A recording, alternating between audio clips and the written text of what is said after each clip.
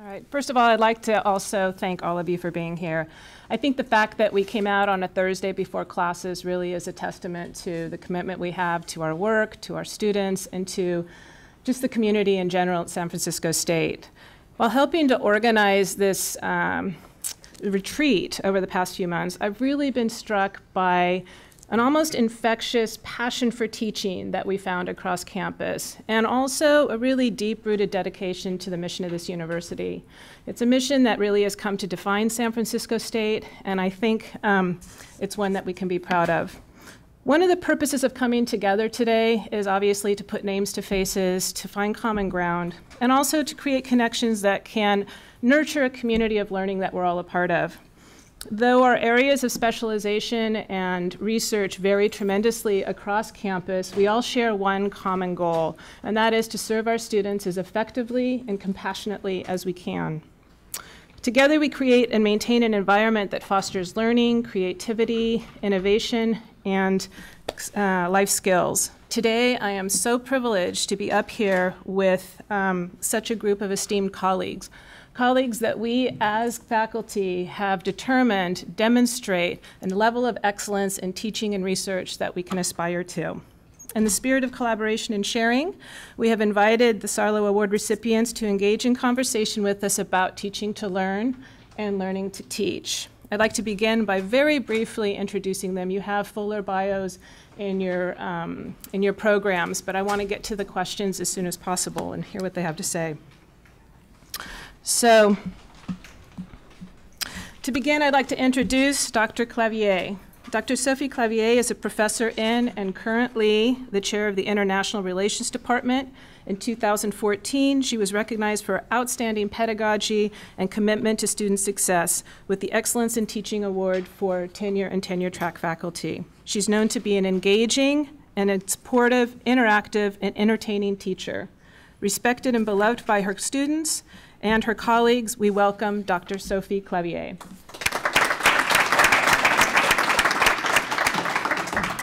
Dr. Ramesh Bollapragada. Dr. Bollapragada is a professor in the Decision Sciences Department and received the Excellence in Professional Development Award in 2014. He joined our faculty in 2002 and then, since then, has had a publishing record that is quite extensive and been selected twice as the Research Professor of the Year by the College of Business. He's also mentored 10 out of 25 master's theses for publications. It's a pleasure to welcome Dr. Ramesh Bollapragada.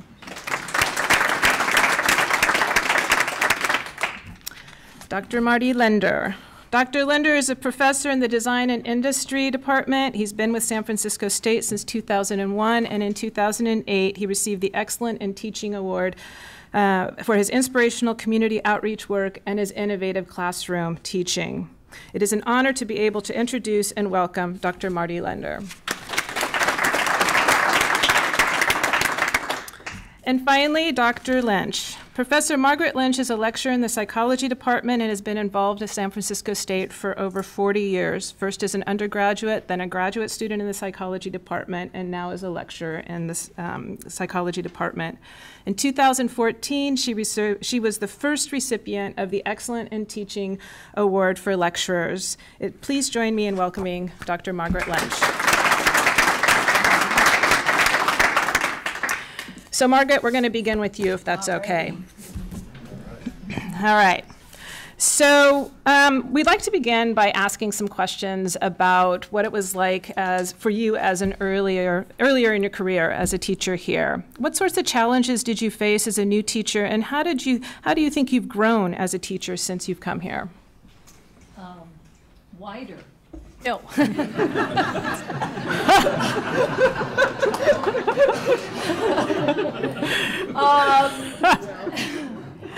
You know, I've always loved school, and so I figured out how to get a job where I'd stay in school. And so that was really important to me. It's a remarkable experience to get to spend your life in school. And I sort of stumbled into it, actually. I was asked to teach after I finished my master's, and then I went on to do my PhD at Davis while I was still teaching. And I think about those early days, and one thing, I'm very fair. So getting nervous, I would get all splotchy. So in the early days, I had to wear turtlenecks. And I hate wearing turtlenecks. So now, you know, speaking in front of 700 people is no big deal. It's different. I often tease that it's my Vegas lounge act, doing McKenna Theater. But I think a lot of things have been consistent. I have a pretty high standard for what I expect from students. It's similar to the standard that was put upon me as an undergrad and certainly as a graduate student. I have a tremendous affinity for this institution. We are absolutely remarkable and unique, and I feel really privileged to be here. So I think probably over time, I have gotten a little bit more selective about what I feel needs to be known, and responsive in different ways, and trying to always come up with new and different ways to approach the same material. So, thank you.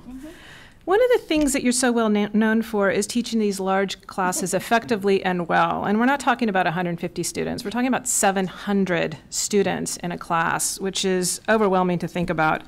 I know you're going to facilitate an affinity group a little later today, but I would love it if you could give us a little preview on some of your thoughts and reflections about this. So I guess my question is, one, how do you do it? And what for you is the main challenge in teaching such large sections? And what's the most rewarding and gratifying part of it? Well, the biggest challenge is making a connection. Some of the things I do when someone comes up to speak to you, I always shake hands with them. So just making that contact, you know, so that they're not as anonymous. When we have an exam, I'm always by the exit door. And as people leave, I try to talk to them, how did it go, how'd you do, some of that sort of thing to just personalize it. I walk around the room during lecture. We have a no electronics policy, because honest to God, one time people were watching porn in class. Oh, I'm sorry, my face was... So clearly I wasn't exciting enough. More cleavage. What do you teach? Don Peters' class.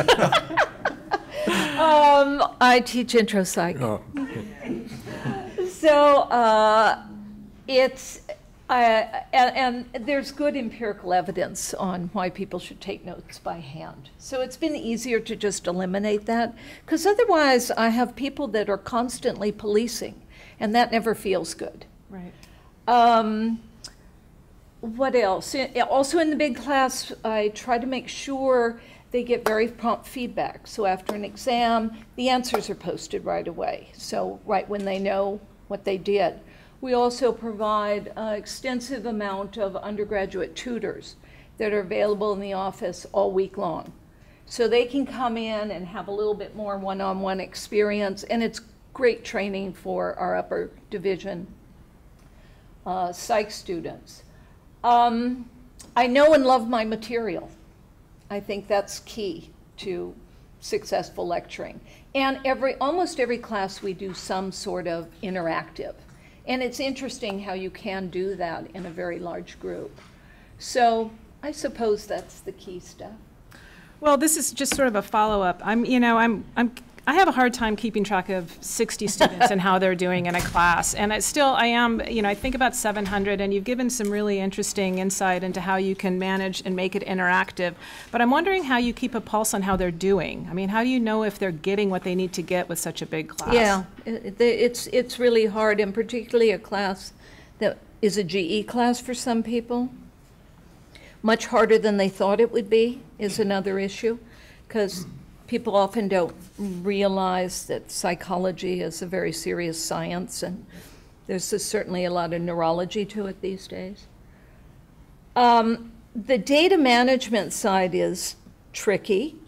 Particularly, we've had some difficulties with our data management system as far as keeping track of exams and papers. They all have a paper to do. So as far as on the individual level, if people score at a certain level, they're required to come in to tutoring. And to see a tutor or to see me or see one of the grad students before the next exam, or we don't post their exam score. So we actually have it, and you know. But it does get people in, and then often they can get some. It's not like the tutors are there to tell them the answers, but to help them with skills for learning. So that's probably the best way. You know, a lot of them I do get to know. A lot of them I convert to majors. That's one of my missions. Is I joke, and my apologies to those present, is to try to convert all the business majors to psychology. You know, I was just in New York, and I saw a couple of former students that are now doing their postdocs at Columbia that I knew from Psych 200 all the way through.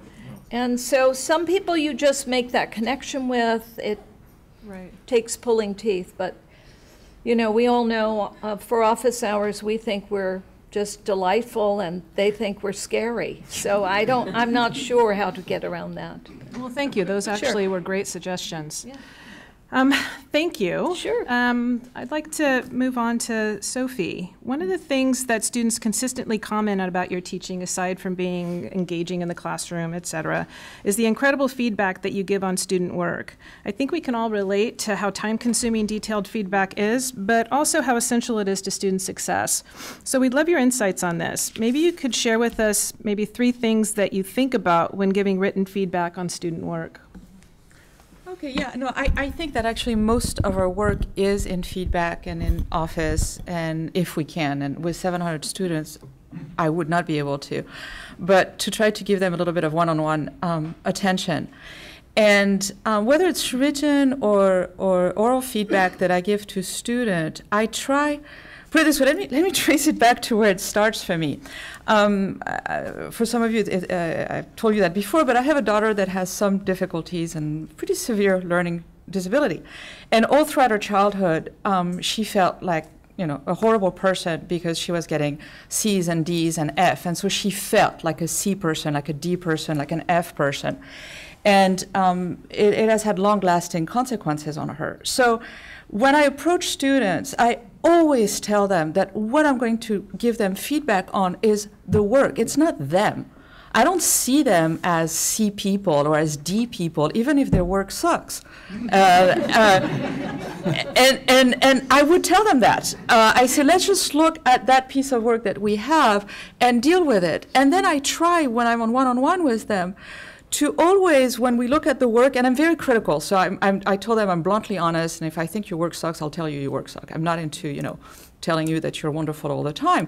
But let's look at you, and let me try to find something in you. I don't tell them that I think it, that I can praise, that you can feel really good about. So somehow in the conversation, I always will try to get out of them who they are, you know, where do you come from, where do you work? This is a great work, that must be so hard, I'm so proud of you. This must be amazing that you're still able to come to school while you're still doing this, this, and that, or that you've had this and that experience. So and honestly, it interests me, so I really try to see the person as a fantastic person, and honestly, most of the time they are. I mean, it's very rare, the student who's really, you know, just a bad person altogether. We don't have that many of those. Most of the time they are. We do. They take psych with Margaret.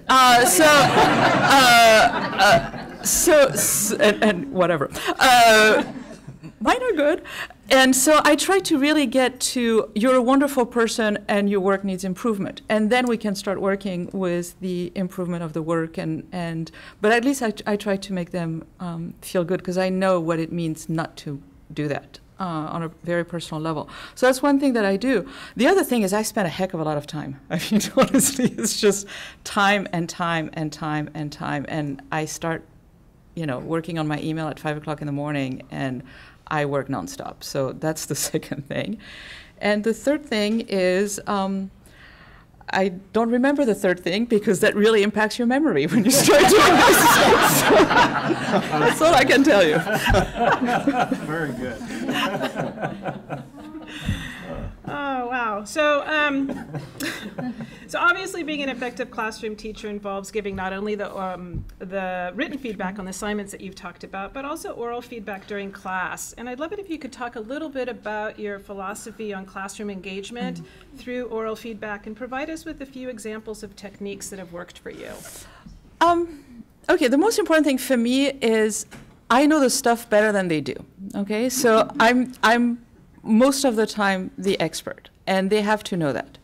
And so while I completely welcome question and engagement and so on, I really direct it to a way that I don't let the student digress too much and talk about things that are not relevant to the material. And so I think some of it in oral feedback in the classroom is asserting not your goofy authority, but your expertise, why you are in the position that you are and why you feel that you're competent to teach the class. The other thing that I do in the classroom is I actually control the discussion. I never let it get out of control. It's always, and I may be a tyrant. Maybe I should take your class, Margaret. I may be a tyrant, but I run it with, you can ask question, but you cannot go on, and you can ask question or make a comment if you can back it up. And so I run a pretty tight ship in my classroom. It's not a free for all. It's really tight. I guess just out of curiosity, how do you stop that comment? How do you cut them off? Usually with a joke, because that's what I do. But otherwise, I say, okay, this is really good. If you want to discuss it further, we can do it in my office. Right now, it is not moving the discussion forward. Boom. Boom. Troi.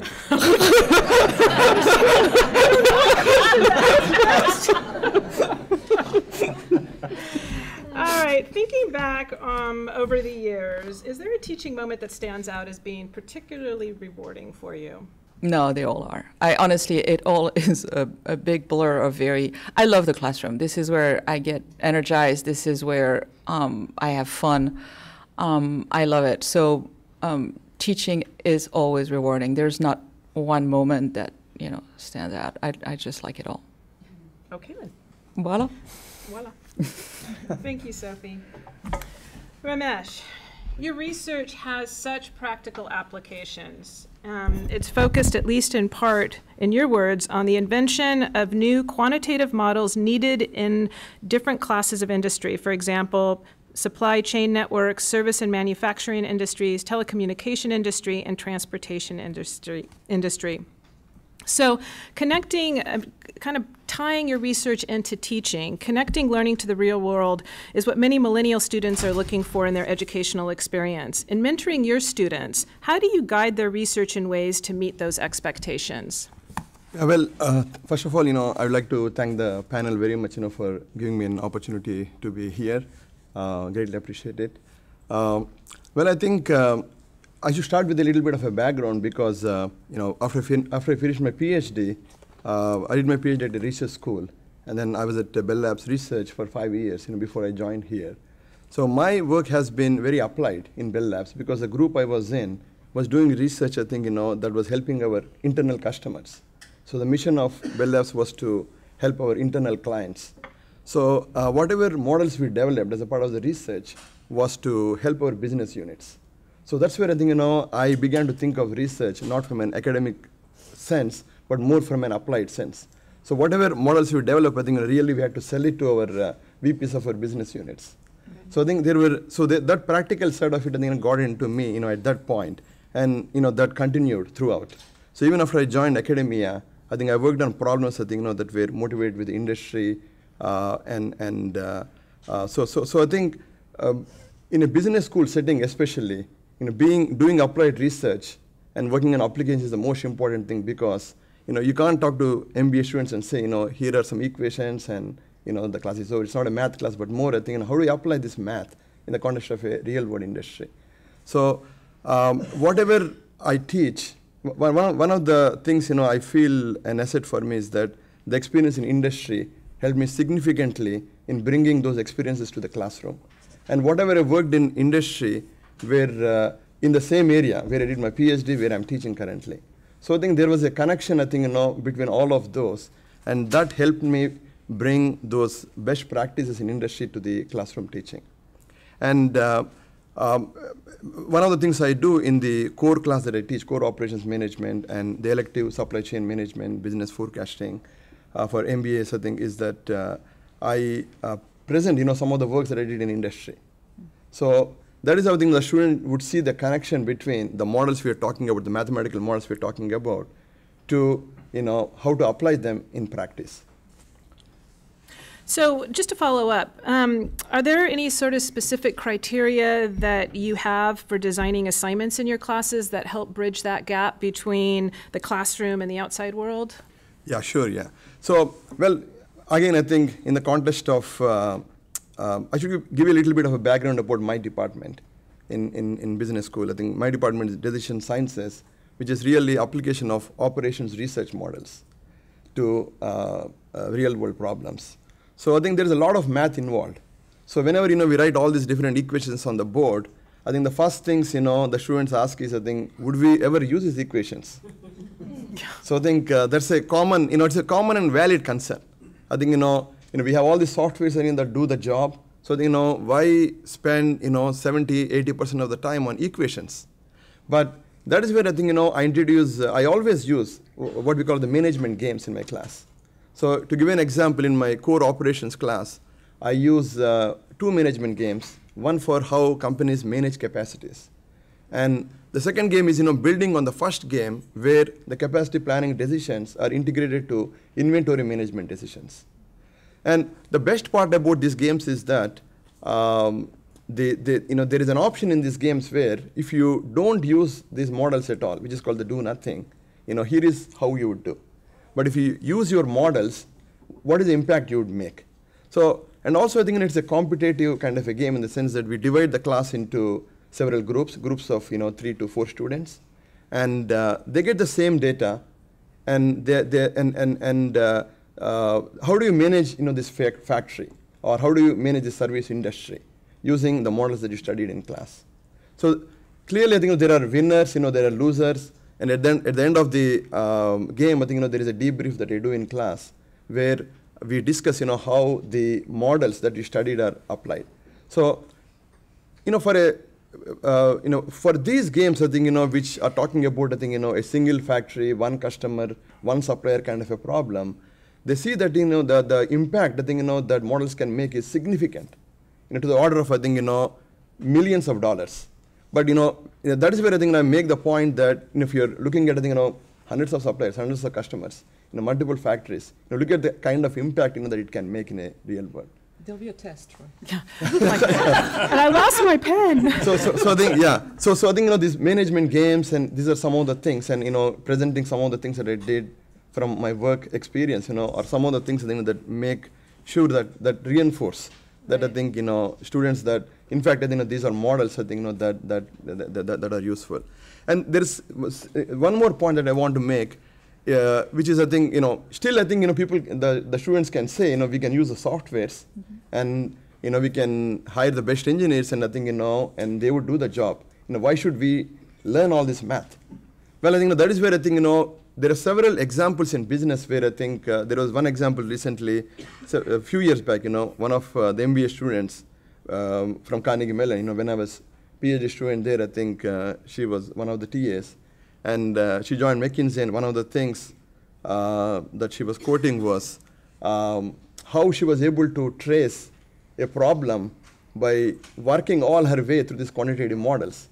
There was like hundreds of millions of dollars of I think deficit that was there, and the people could not figure out what was happening. But that's where she went back and looked at the basics of these quantitative models, and I think they worked their way through the basic data, and figured out that how to fix it, where the glitch was. So and the key thing is from a management perspective, from a managerial perspective, they would get someone would generate the reports, but unless they know how these reports are generated, they wouldn't be able to ask the right questions, or they wouldn't be able to make the right decisions. So I think the theory I think always should they should always know the theory, because I think in cases where they have to go back and understand why the reports are generated in such a way, why there is a problem there, I think So for these reasons, I think I justify that. I think you need to learn these things, and moreover, I think this is the only time I think you're going to learn these models. You never look at your textbook again. Well, this is a final follow-up question. If you could very, very briefly share just one example of the most innovative student research publication you've mentored. Yeah, thank you. Well, I think one of the my research had three major parts. One was two of them came from my work from Bell Labs, which is inventory management, and the second thing is telecommunication network planning, which are motivated by real problems that we face in telecommunication industry. After I moved here, one of the problems that interested me is the problems related to public policy decisions, and all of that started with one of my MBA students who was working for Caltrans, and till 2010 we had a requirement in our MBA program that all students have to do a master's thesis. So he was in my business forecasting class, and he wanted to do a thesis with me. So typically what I do is I try to have them work on a problem that is related to their workplace. If given a choice, if they're working on, ideally, they can apply it to their work environment immediately. So he was working for Caltrans. So one of the things I mentioned him was, I think, let us work on this problem related to reducing congestion on the Bay Area bridges. I know. Yay. The fast track. So, when I was in New York area, I noticed that the number of fast track lanes used to be so many compared to, on the Bay Bridge, which I, where I commute, every day. And one thing I noticed is also the difference in the way the toll is collected. If you use the analogous of fast track in New York, which is called Easy Pass, you pay much less than a regular cash commuter. Whereas here, I think I found there is no difference between regular cash commuter and the fast track user. Right. So that was one of the motivations, and I said, let us collect data, look at data, and I think analyze. So we used forecasting models, to give we estimated using forecasting models that the usage of the fast track would take a long time to achieve their target rates of 70%. For over 10 years, I think they were it started off with 25% usage, it increased only to 40%. So based on some of the work that we did together, we increased the usage of fast track by 10% in 1 year alone. Wow. So I think, and following that, I think we are working on some other projects with them to reduce congestion on all highways in the San Francisco Bay Area. Great. Yeah. Thank you. Marty, so you are so well respected for how you engage your students with opportunities to make a difference through your community outreach projects, and I'm thinking of I Do. It's so clear that so much of the work you do with your students challenges them to think about real-world issues and concerns. You introduced the I Do, the Industrial Design Outreach Program, to campus and to San Francisco school community a number of years ago. Maybe you could tell us a little bit about it, what it is, how it engages San Francisco State students with real-life applied work in the community. Sure. Well, first I want to thank you. I've been on, 10 or more flights in the last few weeks, and thank you for not saying, please fasten your seatbelt. That's an absolute relief to me this morning that you've avoided that. Whoa. And then I also want to thank Dean of Faculty for inviting us and including us and making us feel part of the larger university community here. I think it meant a lot to us for your invitation, so thank you for that. I'll respond to the question, but some initial thoughts. In terms of what I do here at the university, particularly with my students, I think what's core and what I've thought a bit about since this came about is that one of the most core things is that I'm actively involved in my professional activities. And I think that's just been so paramount to me being effective with my students in the classroom. And that's true on many levels. I just came back from 2 days of solid work sessions with scientists and engineers and so forth and so on. And I learned so much, but I'm also invigorated, I'm stimulated, I'm engaged, I feel valued, I'm very current because of these relationships and these activities. And then what I do in the classroom or with my projects, I'm directly bringing in examples of the work I'm doing, which keeps them very current. But I think most important, I'm actually able to share the successes and challenges that I'm having that they're also having in the classroom. So again, I think and I think many of us are involved in similar things that, for me, the best of professional growth and achievement is when you can weave it right back into your curriculum, right back into the classroom activity, and there's a conversation going on with that. So that, I think, is really important. The other thing I did want to mention is just empathy. There was a question about growth, and I will say that I'd like to think of myself that I've grown in empathy to my students over the years that I've been here. I think my standards have increased of them and surely of myself. We all have to deal with those things, but I'd like to believe I become a little bit more empathetic to my students. I really understand them and the condition that they're here at the university. For example, they're all working at jobs and they have all kinds of family issues, you know, as we all do, that they're dealing with. But how to respond to that, but also keep the standards very high. And so I continue, as you do, try to navigate within that condition. I'm a product designer.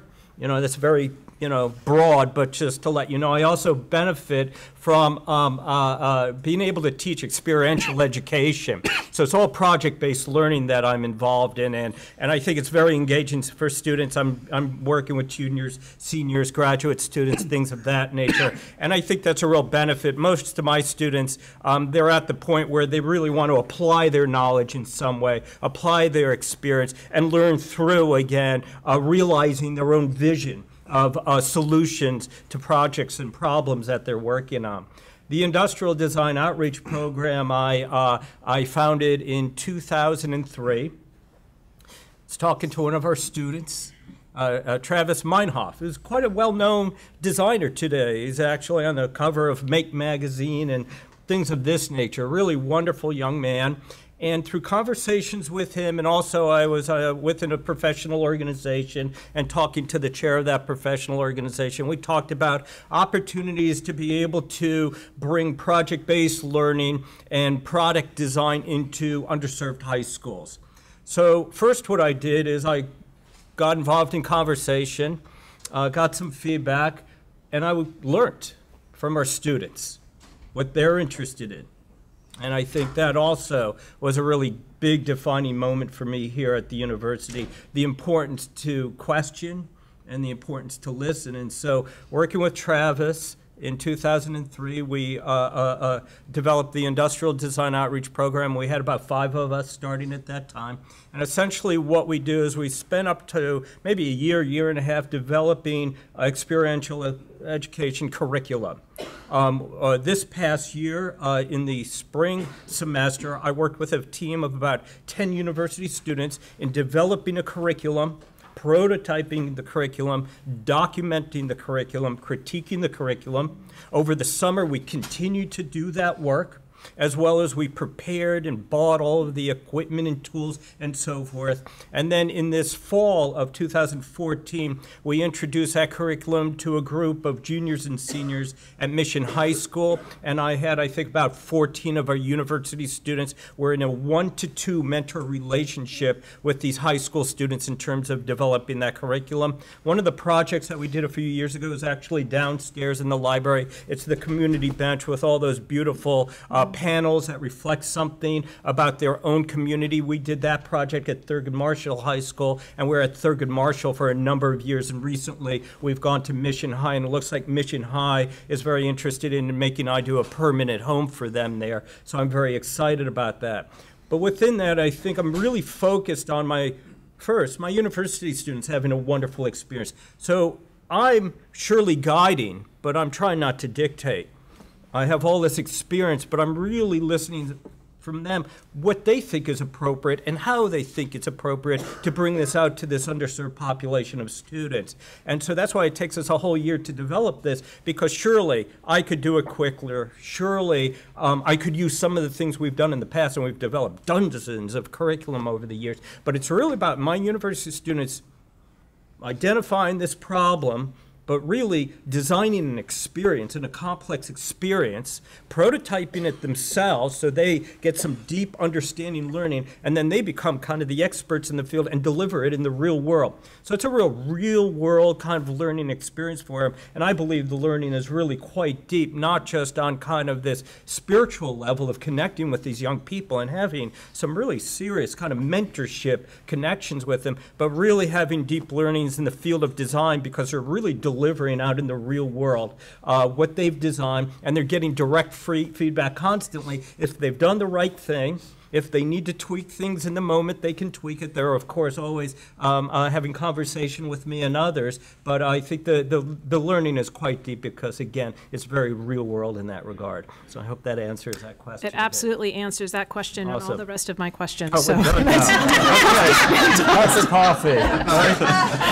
So, which is perfect, because at this point, I think what we'd like to do is open up the floor for comments and questions from all of you that you might have for our panelists. And I don't know how we're facilitating that. Are people just going to shout?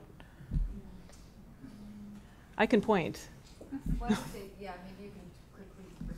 Well, you just shout. Let's see what happens. I can shout a question. If you could stand up, that would be awesome. Oh, sure. Thanks. I have a question. Thank you all. That was really very inspirational. I have a question that's rather minute, but it regards attendance. And as I'm doing my syllabus now, I'm just wondering from each of you, I've gone through a phase of thinking that it was my job to take attendance, and then I went through the phase of it's really the student's obligation to be in class. If they can't be there, they can't be there. And how do you deal with that on each of your levels, and what's your thought on it? Okay. Well, I'll start. We have no makeups. That often gets people to show up for exams if you don't have makeups. We do drop the lowest, so it gets me out of that whole issue of whether or not someone's there and for what kind of reason. As far as, and that's in all my classes. As far as regular attendance goes, I don't take attendance, but probably 95% of the exams come out of lecture. So it benefits you to be there. And then in other classes, there's so many things, pieces that we're doing that you have to be there anyway, that it tends not to be a problem. Yeah, just quickly, I think that's a really good question, Connie. I've done it a number of different ways. What I do at the beginning of the semester is I hand out a piece of paper. Everybody signs off on it, and that really helps me to learn their names, too, because they're usually signing it up within the circle of the room or whatever that might be. And I kind of need that because I want to learn their names, and it takes me a little while to do that. I will say, though, there's been some tricky little moments with it. I had a really unusual experience this past semester where I was teaching a culminating experience class. Students lived a fair distance away, and people were coming in late, and that I'm on time. My dad was on time. My dad was 10 minutes late to everything. You know, I'm waiting at the airport. My wife would like to get there when the airplane door is just about to close. I'm like nutty on time kind of guy. And so I had to deal with that in some way, and I was struggling with it. And I had to kind of accept it. If they missed a presentation, if they were late to one of their presentations, it's reflected in their grades. But it's not reflected in the way that I gave them support, the way that I gave feedback. So on one hand, yeah, there are standards, and it's reflected in that, you know, grade mechanism, but it's not reflected in what I'm trying to do in the generosity that I'm trying to be in, to be able to give them substantive educational experiences. But it was a really tricky semester, and I had to change. I hope I don't have to do that this semester. Actually, I think that's a good question. The way I do it is I make attendance a part of the class participation grade. So I think, you know, my class participation grade is typically 5%. You know, for MBS it's 10%. So I think, you know, my philosophy is that I think, you know, if they're not coming to classes, you know, they're not participating.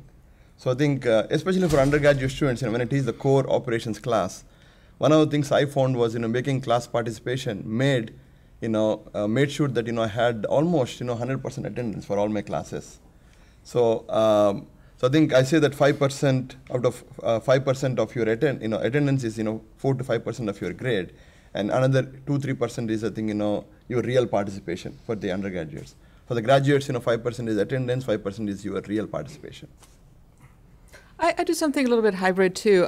In graduate seminar, I take attendance, and they know that, and it's also based participation as well. And I give them 3 check mark: 1 to show up, 1 to say something, 1 to say something smart. So they have the possibility of 3 marks. In undergrad, I don't take attendance, and same as Margaret, if you don't show up for my class, you basically will not be able to pass it anyway.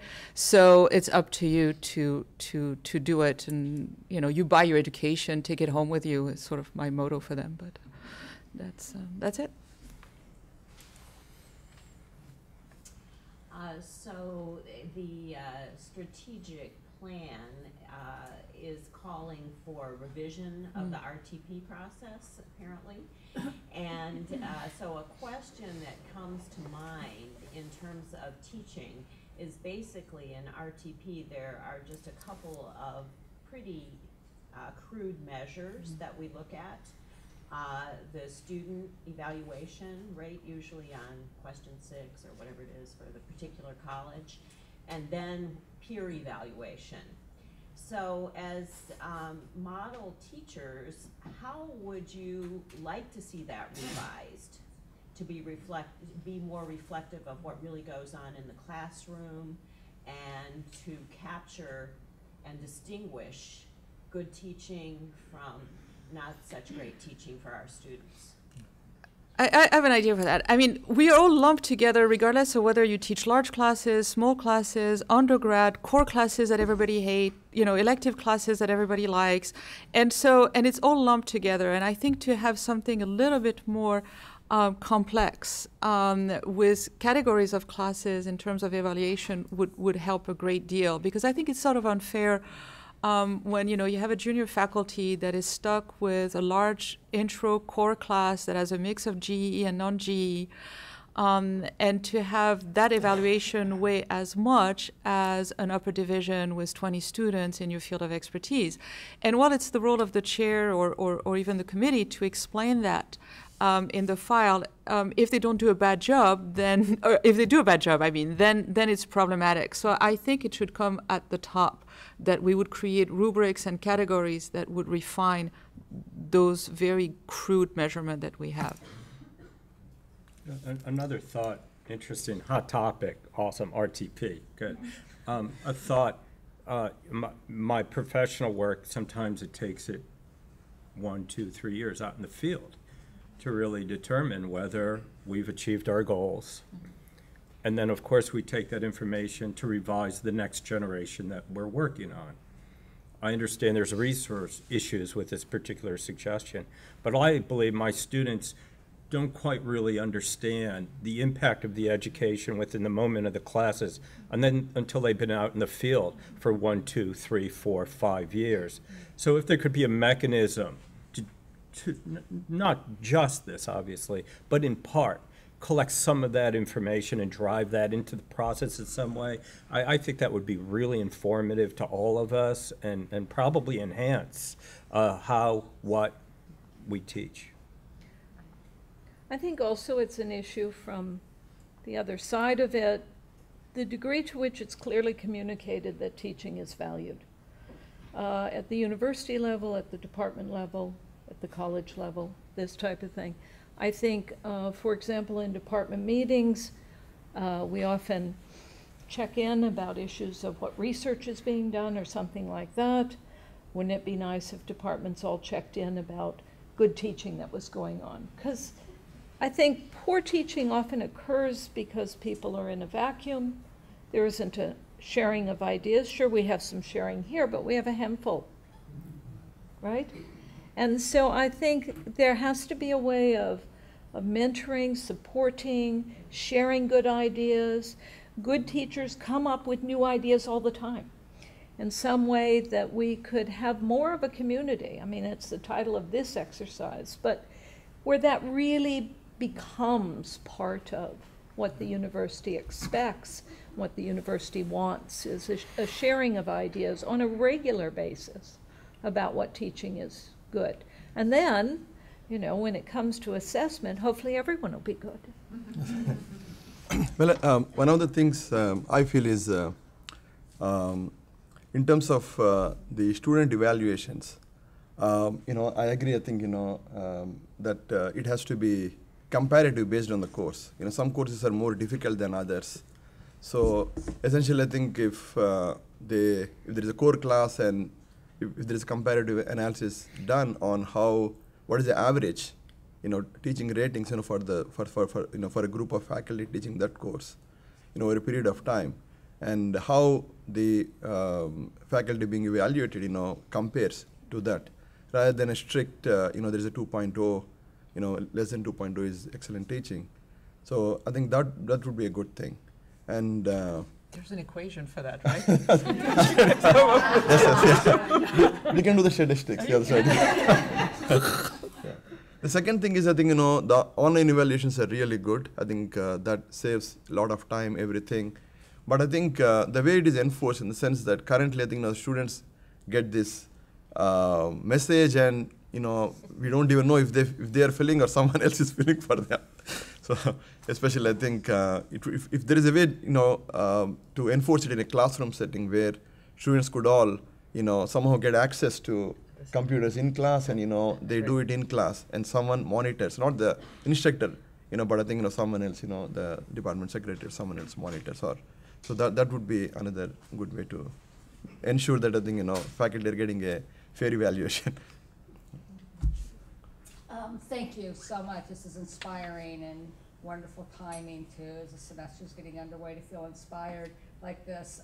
I was wondering what kind of feedback and mentoring you receive that you think accounts for you sitting up there right now, and and what could we be doing at the department level or whatever to give, giving teachers feedback on their teaching is tough. We've talked about the limitations of the online student evaluations and really being able to do that. So if anybody feels moved to comment on that, like what mentoring and feedback did you receive that really helped you become a wonderful teacher? When I first started, I was lucky enough to share an office with a colleague of mine who has since then died. Actually, was already fairly old when I started.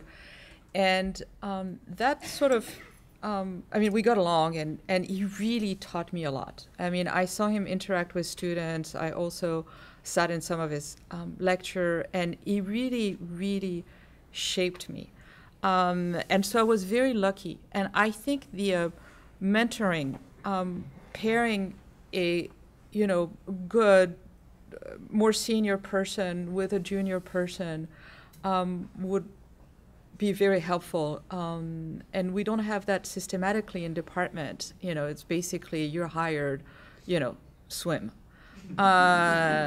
and that's it. And so we don't have it on a systematic way, but I think it may not be a bad idea to try to do that. I know it really helped me tremendously, and I credit him every day of my life for sometime the rare good decisions that I make, but I credit him for that. So,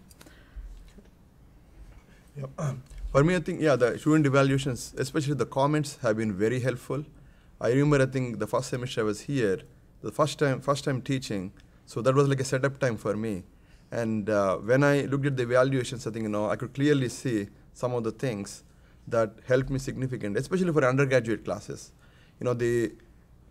One of them things is the difficulty of the exams. There was one comment that was very common. So I realized that I think after 1 or 2 semesters of teaching and evaluations, I think the faculty and the students they come to the same platform. So the faculty are here, the students are here. I think you have some strategy, I think for the course, but then I think you have some expectations, but you realize I think your students are not to that level.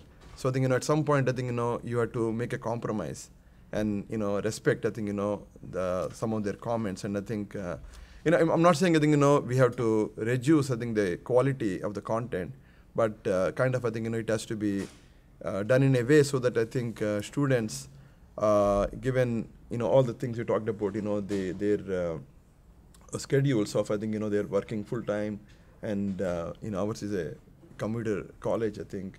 So given that I think we have to Many of those comments and several other things helped me. And that's one of the things I mentioned, but the comments from the students were really helpful. Really great mentorship question.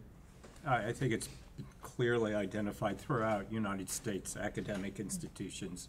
That's something we need to continue to work on. Very tricky stuff. But, you know, we've all had them, obviously, everybody in this room. I mean, I was talking earlier about high expectation and empathy. Well, my dad, high expectation, and my mom, empathy. And then I was fortunate, I served an apprenticeship with the man who, again, high expectation but incredible empathy when I was an apprentice to a sculptor. In fact, many of my teachers were quite similar in my schooling as well, and those were the people that I connected with. Here at this university, Oswaldo Garcia was one of my mentors here. He was a man who was quite different than me in that he was always smooth, or I always saw him as being smooth, and I'm a little bit more, I guess, emotional, my daughter would say. But yeah, I've talked to Oswaldo quite a bit over the years, you know, not necessarily about teaching, but other things within the university. He lives in my neighborhood. He goes to my coffee shop a block from my house. And so I'd have to say he's probably be one of my key mentors. I think it was really good to find somebody outside of my department. Not that there aren't qualified people in my department. There are, and they, I'm sure, have been good mentors to others. But I think it's really good to get outside of your department. I think my experience in the academic senate actually connected me with many people in that regard, and they were some of my teachers in various types of roles. And so I think having those experiences, or at least opportunities, not necessarily the academic senate, but things that take you outside of your department to meet other people with more experience within the institution. I think that's really, you know, solid stuff. And yet we individually has to also seek this out and be open to it as well. So I think that's a big part of it too. Well, I think all of us can think about classes we took that we liked, and you can probably remember the diorama you made in 4th grade, and you still love that. And so I think when we think back on our own education, a lot of things that we did, that whole experiential piece of the classroom is very important. I can't think of specific mentors, but other than, you know, professors that I had that I enjoyed and the way they did their class. And I think you have to be willing to change it up, to take some risks, to just go for it. If it doesn't work, it doesn't work, and you can acknowledge that. But I think being willing to, you know, some people teach the same course every single year, which is fine, but then mix it up a bit. I think that's something that I saw other people do. So teach the chapters in different orders. Just do things differently. And I think also today we have access to, like, I get faculty focus in my inbox all the time. That often has really good tips. I go to an annual conference at Stanford every year on teaching. That has really good tips. So most of them come from sharing with other people that do what you do. That would be my thoughts. Thank you. So I want to thank you all for being a part of this panel. It's been illuminating, and it's been fun, and it's been a pleasure. I think we can end here and give everyone an opportunity to find where they need to go. So thank you. Thank you.